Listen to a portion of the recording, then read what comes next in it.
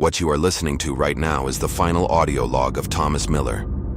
He was an audio engineering student who went missing in the woods of northern Maine. His tape was found inside his abandoned truck, parked directly beneath a rusted, unmapped radio tower known to locals as Station 84.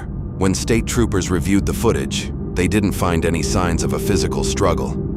They just found a dashboard clock frozen at exactly 3:03 a.m., a melted radio dial, and a voice coming through the speakers that should have been impossible to hear.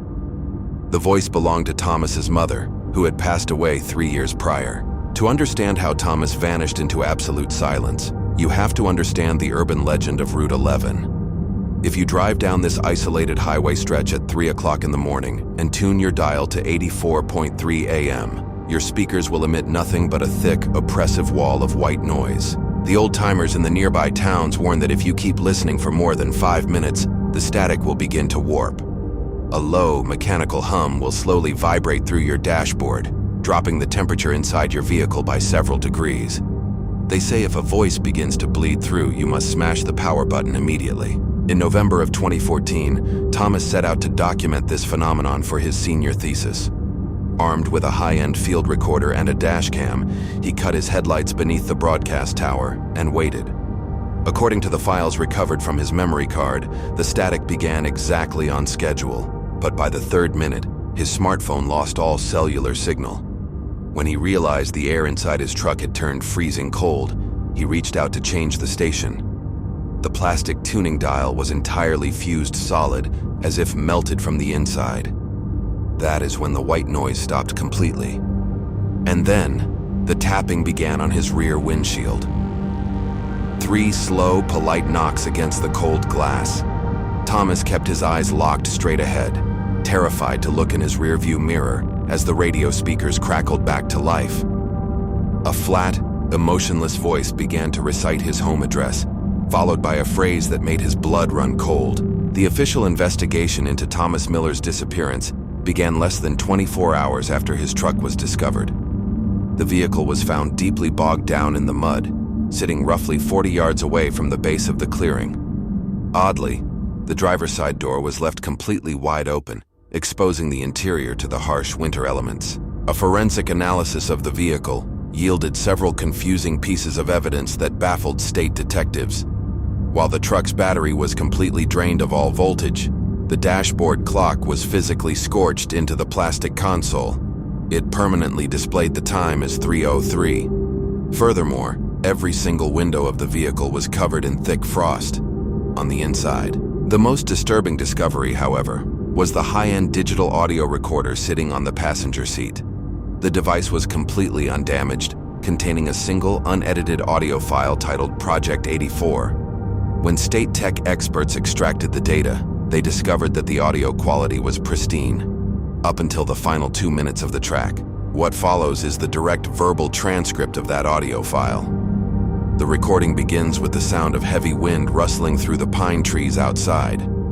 Then, a sharp, metallic click echoes inside the cabin as Thomas cuts his engine. His voice sounds calm, professional, and entirely unaware of what is waiting for him in the dark. Log entry 1. The time is exactly 2:58 a.m. I am currently parked at the coordinates of the suspected rogue transmitter. The air out here is completely dead, and my phone signal dropped to 0 the moment I cleared the tree line. If the local legends are accurate, the anomaly should initiate in exactly 2 minutes. I am turning on the main receiver now. For the next 2 minutes of the tape, nothing happens but the low hum of the car engine and the rhythmic crackle of the AM radio waves. Thomas can be heard shifting in his seat, murmuring notes into his notebook. But exactly at 3 a.m., the static violently spikes. The sound is so loud it causes the microphone to distort. The time is 3 a.m. The signal just initiated on its own. It's incredibly loud. The frequency isn't fluctuating like a normal broadcast. It's completely steady. Wait. The digital display on my dashboard just started glitching. The numbers are cycling rapidly. My phone screen is completely white. The temperature is dropping fast. I can see my own breath inside the cabin now. I'm going to terminate the recording and head back to the main highway. This isn't a normal radio anomaly. The tuning knob is stuck. It won't budge. It feels like the entire plastic casing has melted into the dashboard. On the audio recording, a sharp metallic snapping sound can be heard as Thomas tries to force the radio dial to turn. This is followed by a sudden jarring silence as the heavy white noise cuts out completely. The ambient audio becomes terrifyingly quiet until a faint sound registers on the microphone. Did the mic pick that up? Someone is out there. Someone just hit my back window. 3 knocks. Clean. Like they're waiting for me to open up.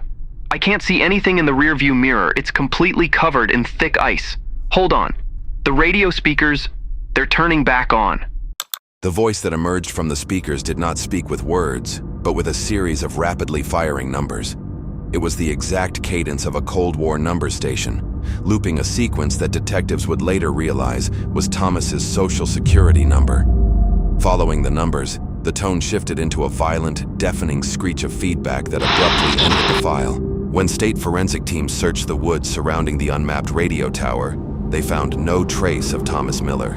No footprints in the deep mud, no discarded clothing, and no physical evidence of a second person. The only anomaly was found directly on the roof of the truck itself. 2 deep parallel grooves were pressed into the solid steel, as if something incredibly heavy had been resting on top of the vehicle for hours.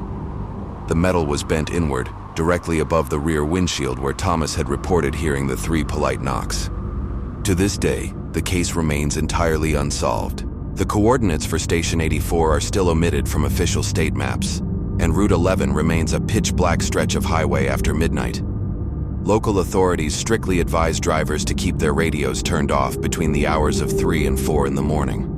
Because sometimes, when the atmospheric conditions are just right, the white noise still bleeds through the static. And if you listen closely enough to the mechanical hum, you can hear a young man's voice, begging for someone to roll down the window.